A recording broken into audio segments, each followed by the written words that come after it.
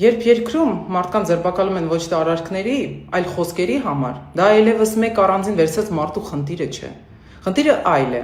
Ինչպիսին է լինելու Հայաստանը։ Ազատ, թե վախեցած։ Երբ երկրում հարցերը լուծում են վիրավորանքներով սոցիալական ցանցերում, իսկ այդ ժամանակ քո երկիրը շփոթում են Կամբոջայի կամ Ալբանիայի հետ, դա վերաբերվում է մեզ բոլորիս, մեր պատվին։ Արդեն 121 օր է, ինչ իմ ընտանիքը կանգնած է ոչ միայն հարազատ մարդու կողքին, այլ յուրաքանչյուր Հայաստանի Հանրապետության քաղաքացու իրավունքների ու արժեքների պաշտպանության համար։ Իմ հայրը կալանքի տակ է այն խոսքերի համար, որ կանգնած է եկեղեցու կողքին։ Մենք բոլորս կանգնած ենք և շարունակելու ենք կանգնել եկեղեցու կողքին ու պաշտպանել մեր արժեքները։ Հայրս մեզ միշտ հիշեցնում է, եթե քարը մոռանա թե որ լեռից է պոկվել, ապա այն վերածվում է փոշու։ Մեզ